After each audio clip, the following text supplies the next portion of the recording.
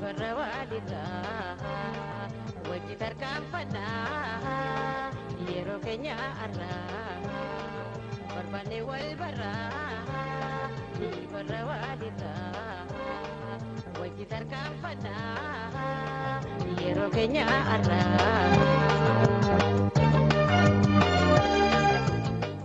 Waamichatti dhuftan kana akkamitti ilaaltu? Waamicha garaa, waamicha dhugaa, waamicha dhukkubsachuurraa saba kanaaf madde jennee ilaalla. Tokkummaa dhabuun paartilee maqaa Oromootiin hundaanis haa ta'u uummata Oromoo gidduutti tokkummaa dhabamuun kun mee madaanni kaa'e gudaannis inni buusee fi gatiin uummata Oromoo kafalchiise akkamitti ilaaltu? Namoota waa hubatan, namoota dubbiin har'aa hammaatte tun gaafuma jalqabdurraayyuu hin iyyachaa turan OPDO keessattis maqaa dhaabota firaa jibbitu jedhuun akka ari'amaa turan gaagamni akka isaan ol ga'aa turan hundi kennan beennaa jechuudha. Gatiin har'aa miti warra qabsoo addaa godhaa ture keessa qofa osoo hin taane OPDO keessatti wareegama guddatu kafalamaa har'a ga'ee jechuudha.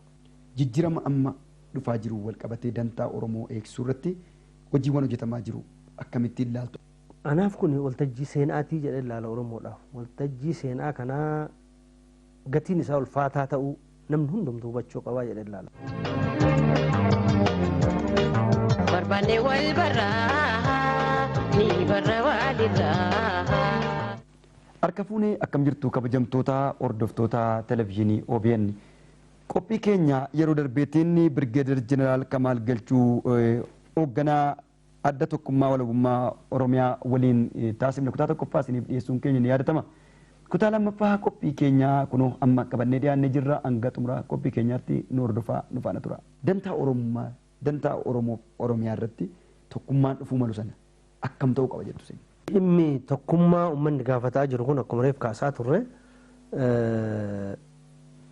dhimma namni hawwee qofaaf dhufa osoo hin taane dhimma guddinni ilaalchaa uummata keessaa dhufu fiduudha.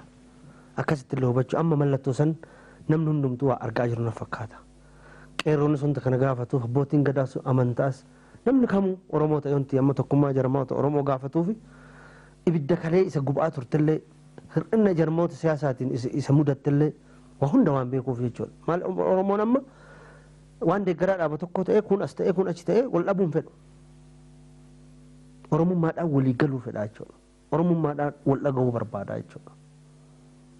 Paartii Oromoo biratti hubannoon kun jiraachuu qaba. Jarmaa yoo ijaartuu namuu uummatumaaf qabsaa faayidaa uummataa kabachiisuudhaaf dhaabbadhee jedha. Jarma inni kamuu kan uummata miidhuudhaaf dhaabbadhee faayidaa dhuunfaa kiyyaaf dhaabbadhee jedhee sitti himuun agartu. Uummanni madaaluudhaa qaba mootummaa muuxannoo kana dura darbirra. Abjuu isaan amma qabanirra. Amalaa fi gocharra madaaluudha qaba. Muuxannoon hojiirra ooluudha qaba. Kanarraa ka'e murteessuu qaba uummanni keenya. Gidduu nama gidduu paartii gidduu dhaabbachuu barbaachisaa miti. Murteen si nama biraa hunda bira jirti jechuudha. Akka horeef hin jedhe yaada ofii bakka jirtu deeggaru. Yoo san paartiin tokko bahee tokko du'a. Hunduma qabnee akka horii mooraa tokkotti waliif finnee wanta goonoo jedhamin dhufu qeerroonis kana hubachuu qaba.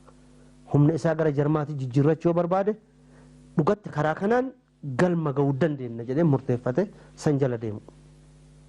Anfallisan qofa na fakkaata. Jaarraa 21ffaa keessa waraanaan uummata geggeessuun hin danda'amaa? Qabsoo karaa nagaamee dhaabni keessanis akka dhuunfaattis qabsoo karaa nagaa adeemsifamu akkamitti ilaaltu? Qabsoo hidhannoodhaa gochuudhaaf haal dureen qabaa mootummaan yaada isaan alaatiif inni qabu murteessa. Dhimma jaarraatii miti kun. Dhimma mootummaa akkamtu aangorra jiraadha. Karaa nagaatiin qabsaa'uu dhabuu kan murteessu jaarraa osoo hin taane mootummaa akkamtu aangorra jira. Mootummaan kun garaagarummaa ilaalchaa akkamitti qaba. Taankiin dhaabuu hin danda'u qabsoo bara gadaa kana. Sammuu namaattu sibiila hojjete. Sibiila sammuun namaa hojjete san deebitee sammuma saniin dhaabuu hin dandeettu. Sibiila sanii ol darbeeti fala sibiila san caalu fida waan ta'e. Mala ittiin qabsooftuu fi akka ittiin qabsooftu jijjiiraa guddinni jaarraa malee mootummaa saniif jilbeeffattee akka bultu karaa nagaa eega dhabde gabra akka taatu miti kasi dirqu jaarraan kun. yoo karaa nagaatiin hireen hin jiraanne karaa kamiinuu mirga kee argachuudhaaf qabsaa'uun mirga uumamaati jechuudha. Kanaaf yeroo baay'ee jaarraa kana keessa qabsoo hidhannoon feesisu qabsoon bira biraan feesisu namni jedhu dogoggoraan akkasitti amannu jechuudha. Qabsoo nagaatiif haalli hin ta'u taanaan qabsoo bifa biraa hordofuun dirqama mirgallee jennee hordofnaa. Har'a biyya keenya keessatti wanti haaromni dhalate yoo jiraate garaagarummaa yaadaatiif kabaja qabaachuu barbaachisaadha. Wanti hundumtuu yaadni garaagarummaa qabnu hundumtuu uummata dhiyaate kan uummanni fudhateen deemuu qabna. Chaptarri kun asitti cufamuu qaba humna jedhutu mootummaa paartii biyya bulchuu keessaa dhufe. Kanaaf karaan nagaa amma abdii namaa kennaa jenna jechuudha biyya kana keessatti. Kaleessa kanatu dhabame. Gargaarsa biyya alaatti argachuudhaaf filannoo fakkeessaadhaa biyya keessa gochuu ture. Biyya kana keessa turre qaamaan hin beennaa jechuudha waan godhamaa ture. Paartiin biyya keessa karaa nagaatiin qabsaa'u akka humna argatee paartii jabaan taane masaanuu keessaan itti ijaaraa. Namoota jajjaboo paartiilee san keessa jiranirra gaaga'umsa geessaa. Akka sodaatanii biyyaa ba'an gochaa.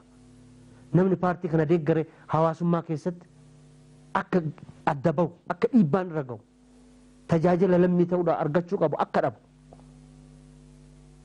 Paartii aangorra jiru yoo deeggarte malee hundi tokko akka biyya kana keessatti akka lammiitti siin kennamne siin godhamne godhuudhaan namni ilaalcha siyaasa dhaabbatu san akka sodaatu.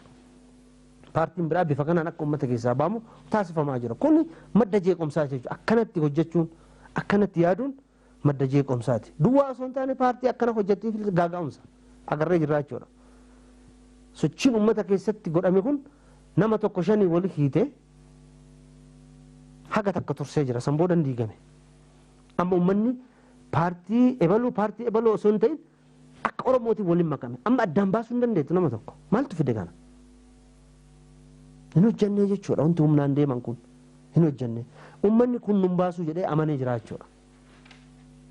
Uummanni akkas amane kanatu karaa nagaa kana dhufuudhaaf dhiibbaa godhaa jira. Wanti gaariin immoo mootummaan aangorra jiru kana kabajee deemuudhaaf qopheessuun isaa hiree gaariidha. Hiree gaariin kun immoo guddachuudha qaba. Ministeerri muummee Dooktar Abiyyi Ahimad adeemsa gaggeessummaa isaanii Oromoon egaa aangootti dhufe biyya kana keessatti hojjeteef hojiiwwan waggoottan darban hojjetaman akkamitti ittiin dhaltume Birgeedar Jeneraal? Waan walitti dhufu miti.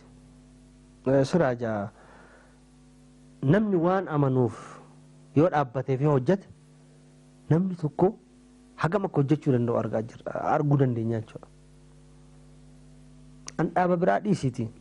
Waggaa 27 OBN yoo laalle qaama mootummaa kana ijaaree fi fide keessaa qoodallee agarraa akka keessaa fudhataa ture keessaa.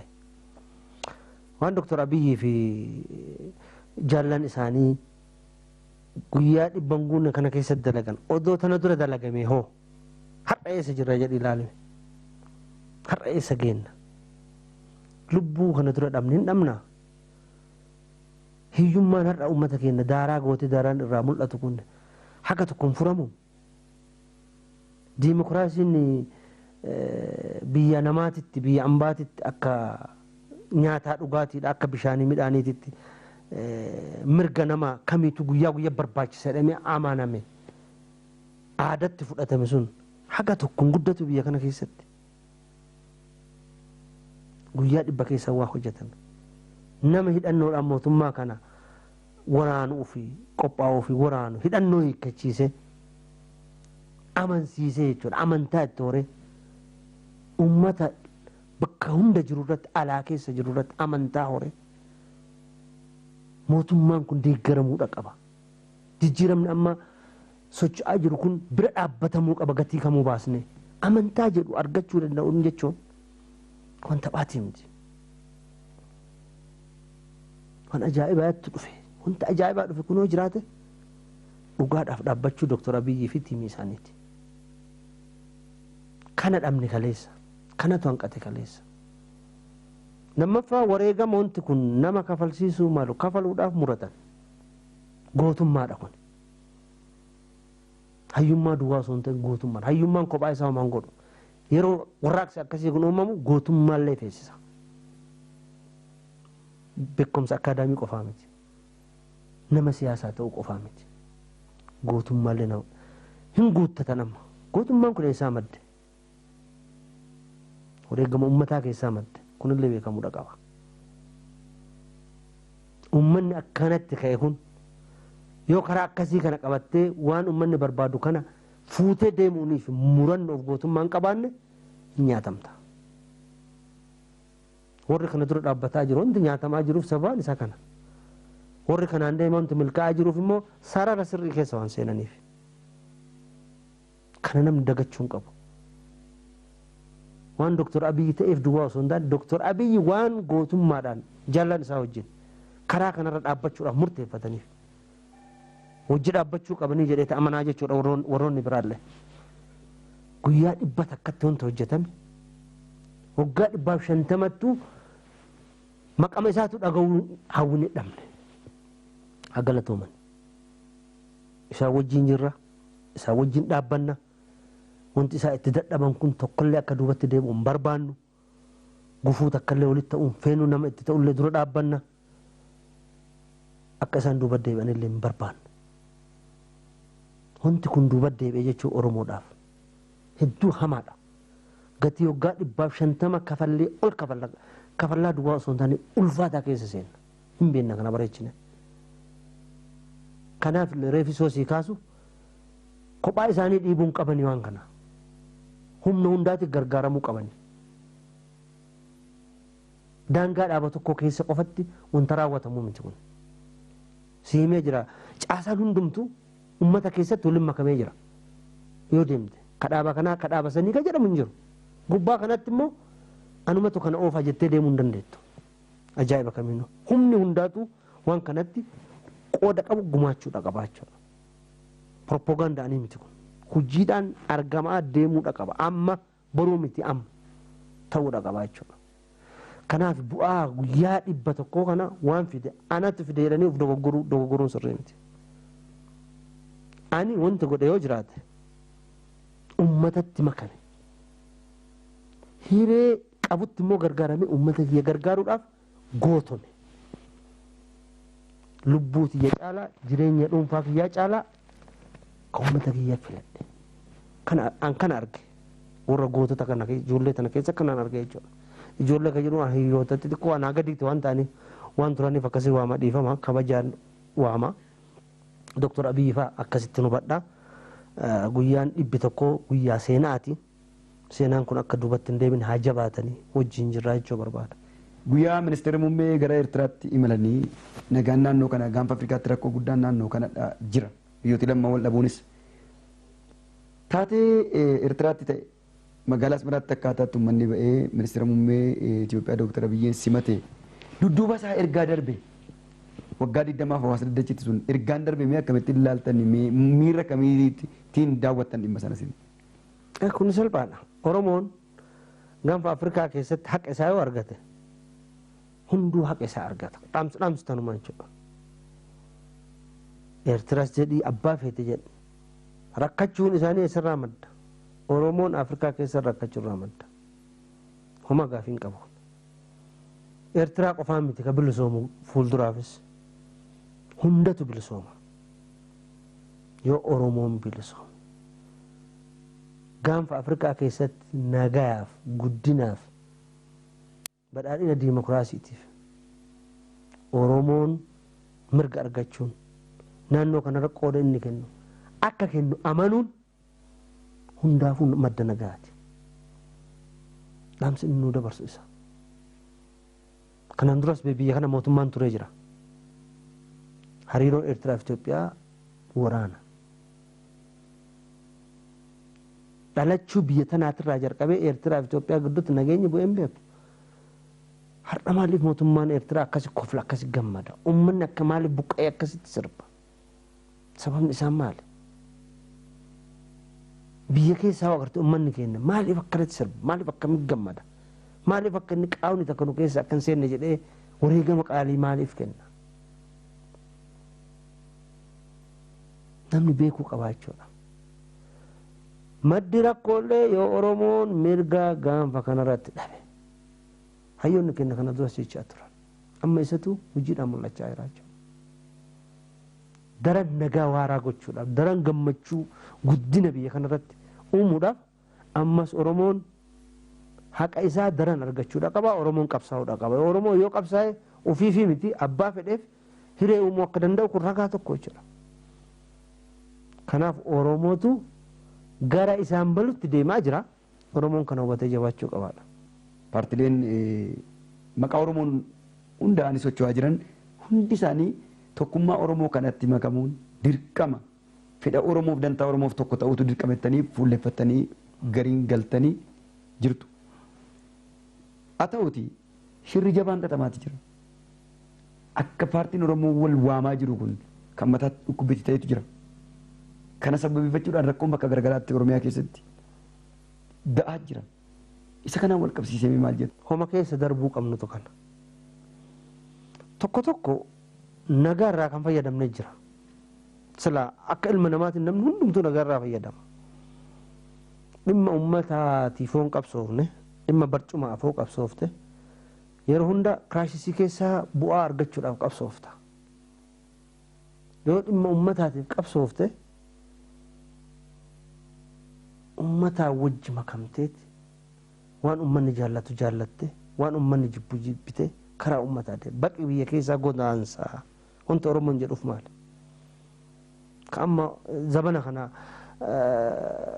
sagalee wayyaba sagalee xiqqaa jedhanii seera godhanii itti naasaan kanaa jechuudha. Oromoon mammaaksaan dur beeka kana.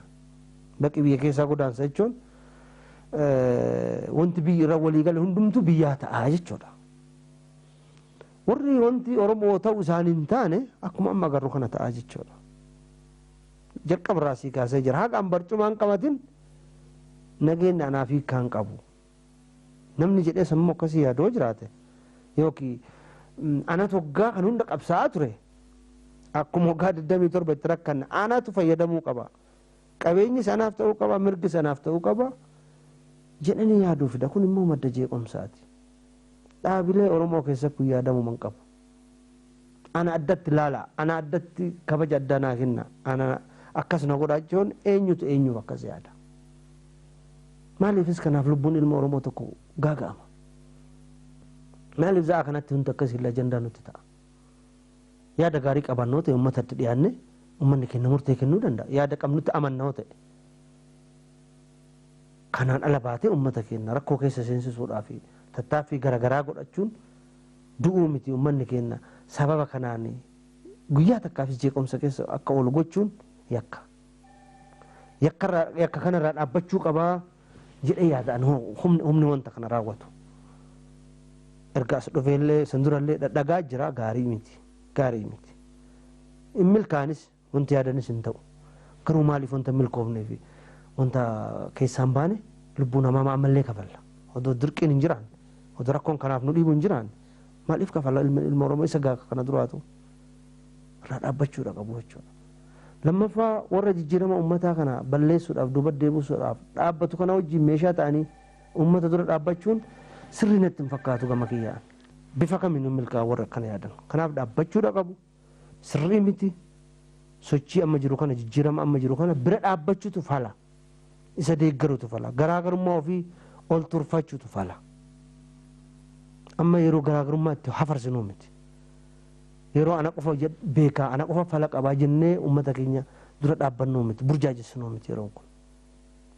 Wanta argame kana lakkoofnee kan hunda keenyaati kunuunfachuu qabnaa kan ofoo kanaa kanas waliin guuttachuu qabnaa jennee humna keenya reebsii kaasee jira. Paartiin namni siyaasaa hayyoonni biyya kanaa namni hundumtuu qooda ofii kennu warri hiree kanaaf namaaf heeruu danda'an humna nama kanaatti gargaaramuudhaaf amma yaaduu qabu. Warri biraallee mufachuu osoo hin taane bakka jiran qooda gaarii kennuudhaan waan kana milkeessuudhaaf hojjechuudha qabu malee mallattoon amma argaa jirru bakka tokko tokkotti kun dogoggora seenaatii yaada jedhu qaba. Barbaanne wal barraa ni barra walirraa wajji tarkaanfannaa yeroo keenya arraa. Barbaanne wal barraa ni barra walirraa wajji tarkaanfannaa yeroo keenya arraa. Mee Birgeedar Jeneraal dhimma kana guduunfinee bahuudhaaf paartiin maqaa Oromoon hundaa'e kana waamichi taasifame maqaa uummata Oromoof uummata biyya kanaatiin waamicha kan godhanii pirezidaantii Lammaan paartileen Oromoodhaaf dhaabbanne jettan kottaa meeshaadhaan biyya kana tokko meeshaa qabatee bosona taa'ee nu as immoo teessoo teenyee Oromoo fayyaduu hin dandeenyu gamaa gamana dhaabbanne haa dhufnu walitti yaada jedhuudhaan waamichi kun Oromiyaa irraa jalqabe sadarkaa biyyaattis dhufee jira. Yaada uummata kanaatii fi mootummaa yeroo amma kana biyya geggeessuu fudhatanii kan biyyatti deebi'ee jira. Kana gammaa immoo biyyatti hin deebiin ammallee mootummaa waamicha godhaafii jirutu jira. Maqaa paartilee alatti hafanii jiratu amma badii dalaguutu jira yeroo ammaa kana. Diinni sanattis dawoo godhatee wanta hojjetaa jirutu jira. Jarreen kanaaf maal dhaamtume? An tokkoffaa fedha uummata ofii kabajuun gaariidha ka jedhu qaba. Uummanni keenya nagaa barbaada. Tokkummaadhaan rakkoo kana keessaa bahuu fedha. Humna isa qoqqooduun barbaadu. Waan barbaadu beeka. Waan barbaadu humna isaa hanqisullee addaan baasee beeka. Bilchina uummata kanaa beekuun beekumsaa jedhe ilaalaan. Yoo kana beekuu dhabe namni kamuu yookiin paartiin kamuu waan qabsaa'uufuu waan beeku natti hin fakkaatu. Tokkoffaa dura loluudhaan dura hin qabsoonna jechuun dura waan uummanni ofii jedhuu fi barbaadu beekuu fi kabajuun dursa ta'uudha qaba tokko. Ufiif jecha uummata kanaaf jechaa miti. Akkuma qurxummiin bishaan keessaa yoo baate duutu akkuma namni bishaan yoo seene du'u bakka nuuf maluu fi bakka nuuf malle bakka uumama teenyaa beekuun barbaachisaadha ilaalaa jechuudha. Amma warri kana karaa akkasii keessa jiru qulqullina mootummaan waamicha karaa nagaa godhe kana qulqullinaan hubachuudha qabu. Fakkeessaadhaa miti. Yookiin siyaasa yeroodhaa ittiin ce'uudhaaf waan godhamee miti. Karaa biraatiin kennaa mootummaa kanas miti. Beekamoon ta'u. Kuni kennaa wareegamtootaati. Mootummaan kun wanti godhee jiraate lubbuu wareegamtoota waan kana fideef kabaja kenne. Kana sirriitti beekuun barbaachisaadha. Mootummaan kun wareegama kanaaf kabaja kenne kabaja kanarra dhaabbateet immoo waamicha kabaja qabu godhe. Kana kabajuun uf kabajuudha. Yoo uf kabajuu dadhaban bakki jirtu bakkuma salphinaati. Filannoon ka abbaati. Paartileen alatti amma maqaa Oromootiin waan kanaaf dhageettii kennuu dhabanii karaa biraatiin filachuu deeman hedduun jiran dhugaa dubbachuudhaaf hedduun jiranii yookiin tokko yookiin lama sanii achi hin jiru maqaa nama kaasuu maqaa dhaabaas kaasuun barbaadu rakkoo qaamni sun duraan qabullee furuudhaaf nuti illee qooda nurraa eegamu wareegama guddaa kafallee jirra karaa sirriidha duris hin turre ammallee karaa sirriidha hin jirani kan ammoo isaan qofatuuf beeka seeyanii akka hin dogoggorre ummata Oromoo hundatu isaan beeka homa tokkotti bahu akka isaan hin dandeenye ummata Oromoo hojii ta'aniin ala karaa qabataniif akka itti barbaadan kanaan eessayyuu ga'uu akka isaan hin dandeenye. Nus dabalatee abbaan fedhen hayyamuuf karaa san. Ummata keenya hin fayyadu, biyya keenya hin fayyadu, dhuunfaanis nu hin fayyadu, isaanis hin fayyadu. Waamicha mootummaa kabajuudha qabu ammallee irra deebi'anii. Karaa ummata kanaaf awwaachuudha qabu ammallee irra deebi'anii. Itti bahuu hin danda'an waan hawwaansaa ummata jeequ waan jalqabame kan duuba deebisu ajaa'iba kamiin hin danda'an. Kana sirriitti ofii himuu qabu. Yoo kana hin dandeenye maaliif yeroo ofii gubu? Yeroon immoo murteessaadha. Yeroo yoo sibira kotte hin deebitu. Uummanni deemaa jira, qabsoon deemaa jira, kan amma kamuun filannoo abbaati. Ankoottaan jedhaan har'a. Akka dhaaba kiyyaatti, akka nama kiyyaatti, nama tokko lammii saba kanaattis sirrii miti karaan kanaan alaa. Hireetu jira. Bakka hiree kana dhabne, hireen dhabne kun immoo har'a argamee jira. hireen kun isaan darbuun qabu isaantu miidhama Oromoo miti karaan eegalame kun immoo hin milkaa gaafii takkaan malee amantaa jedhu qaba. Irroof qarree Oromoo hayyoota Oromoo kan yeroo ammaa kana televizyiinii OBN biyya keessaa biyya alaa ta'anii nu daawwataniif dhaamsi dhumaa qabdan yoo jiraate carraan isin ilaalla. Galatoomii dursa kaa dhimmi sabaa dhimma maatiit irraa eegala. Galateeffachuu ka barbaadu dhaamsallee hiree kanaan dabarfachuu barbaada. An abbaa maatiiti. Qabsoo kana hoo eegaluu maatii kiyyaa wajjin mari'adhee qabsoo kana eegale. Akka abbaatitti abbaadha. Akka abbaa warraatittis abbaa warraati ani. Ijoolleen haati warraa kiyya wareegama an kenne kana hunda biyya keessattis baqattummaanis na wajjin kennaa turani. Haati warraati yaa bakka kiyyas buutee bakka isis buutee ijoollee tiyya naa guddiste. Akka an qabsoo kanarraa qooda guutuu fudhu akka an duubatti hin yaanne na jajjabeessuudhaan qooda guddaa naa kennite kun qooda qabsootii galateeffachuu fedha. Ijoollee tiyyaata jaalala abbaan hin kenniniif haadha isaanii qofaan warra guddatan garuu har'allee jaalalaaf kabaja karaa an deeme kanaaf kabajaaf jaalala warra qaban galatoomaan jedhaani. Ka achirraa hafee ummanni Oromoodha guyyaa takkallee qabsoo irra dhaabbatee hin beeku qabsoo asiin ga'ee jira. Qabsoo inni asiin ga'e kun har'aa dukkana keessaan ifnanni akka jirtu nu agarsiisee jira. Qeerroon keenya immoo kanaaf fakkii gaariidha. Taankii dura dhaabbatee sinaayipara dura dhaabbatee bireena dura dhaabbatee du'uun isaaf yoo bilisummaan hin jiraanne homaa jechuu akka hin taane itti agarsiisee lubbuu dabarsee jira. Kuni anaaf goota kiyya akka ittiin boonu wareegamni isaanii akka namaatitti garaa nama nyaatus bilisummaa biyya isaaniitiif mirga dhala namaa inni dhabeef kakafalame jedhee yaada. Borullee kun waan itti fuuf haga mirga keenya argannu nu boonsitanii isiniin boonna. Wareegama har'a isin kafaltan kanatti makamuudhaaf dhufne duris qaamaan isin wajji jiraachuu baannus yaadaan isin wajji jirra. Aniif jaallan haga taanee ala jiraannus qaamni keenya hedduun akka isaan bira jiru uummanni keenya hin beeka isaan keessa ture. Hogganoonni keenya hedduutu uummata keessa ture. Miseensi keenya hedduutu uummata keessa ture. Wareegamaan waliin kafalaa turre. Bakka hundatti wareegamni miseensi keenya wareegama uummataa keessaa dhabame hin jiru. Nu qaama uummataati. Kanaaf wareegamni hundumtuu wareegama kennaa baga jabaattanii baga jiraattanii isiniin jedha. Har'allee kafaluudha qabna. Diina keenya ka ittiin mooneen du'a moone. Qaciitiin kanuma waan biraati miti. Du'a sodaachuu dhiise dargaggeessi keenya. Mirga dhabanii jiraachuu salphina ta'uu hubatee du'a mooye sodaa mooye.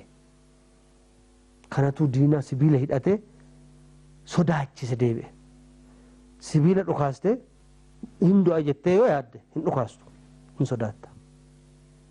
Sibiila qabattee ajjeesee hin du'a yoo jette sibiila nama dhukaasta. Kana cabsanii jechuudha dargaggoon keenya. Sibiila qabachuun sammuu namaa to'achuu jechuudha miti. Namatu sibiila tolche. Sammuu sibiila tolchite sanuutti waan ofii tolchite tuffate. Du'a moo'ee dargaggoon keenya. Du'a tuffate. Jabaachuudha qaba. Murannoon agarsiise kun ammallee dabalaa deemuudha qaba tokko. Lammaffaa tokkummaan amma inni uume kuni kan caasaa mootummaati osoo hin jedhin. Kun caasaa paartii mormituuti osoo hin jedhin. Amantaan osoo waliin qoodin. Lagaan osoo waliin qoodin. Tokkummaan Oromoon bakka hunda agarsiise kun daran cimee jiraachuudha qaba. Kana gochuun isaanii paartiin Oromoodhaa dirqamee akka uummanni fedhuuf yaadu kanatti akka yaadu isa godhaa jira. Kanallee humna isaaniitii hubachuudha qabu. Kadhachuu miti uummanni keenya tokkummaa ka argatu. Akkuma reef kaa'ee waan itti amanuuf ta'uu qaba jedhu qofa jala deemuudhaan abbaa isaa ta'uu wajji deema. Abbaan isaan taane immoo isa biraa hafa harca'eet ofii bada. Kanallee kadhaadhaan miti kadhuuf danda'u jechuudha. Waggaa 27 kadhate har'a immoo yoo uummanni qabsaa'u hundumtuu isa karaa isaatiin deemuuf dirqamee jira. humni tokkummaa uummata keenya harka jira. Kanallee beekanii humna ofii kana hojiirra oolfachuun mirga uummata keenyaatiif hegeree uummata keenyaatiif murteessaa ta'u beekuudha qabu. Kadhaa miti ka barbaachisu qabsaa'uudha. Qabsaanii nu agarsiisanii jiru. Qabsoon kun itti fufuudha qaba. Jabaachuudha qaba. Nu akka dhaabatetti kana booda akka durii wareegamni jirus hin baqannu. In awwaallamna uummata keenyaa wajji yoo rakkoonuu jiraate. Kanaaf murannee dhufne. Duris murannee ka qabsaa'aa turre kanaaf har'allee murannoon kenna. Kana isaanii wajji jirraa wareegama qooddanna wanti sodaannuuf ol hambifannu tokkollee hin jiraatu. Lubbuu teenya takkatti isa wajji baasuuf dhufne waan ta'eef kana beekanii haa jabaatanii. Kana booda mooraan keenyaa uummata keenyaa wajji yoo duune immoo biyyee teenyatti awwaallamna. Haa jabaatanii haga mirga nu hafe guuttannu qabsoon fuuldura jirti. Jabaadhaa jedhaan dhaamsan dhaamuuf. Birgeedar Jeneraal Kamaal Galchuu hoogganaa adda tokkummaa walabummaa Oromiyaa qophii keenya kutaa lamaatiin OBN faana turtii taasiftanii fi hawaasa Oromoo maraan yaada uummanni isin biraa barbaadu geessaniif maqaa OBN'if uummata Oromoo maraan guddaa isin galateeffadhaa. Horaa bulaa deebanaan isiniin jedha. Galatooma isin sireenaa kennitaniif galatooma. Barbaanne wal barraa ni barra walirraa wajji tarkaanfannaa yeroo keenya arraa barbaanne wal barraa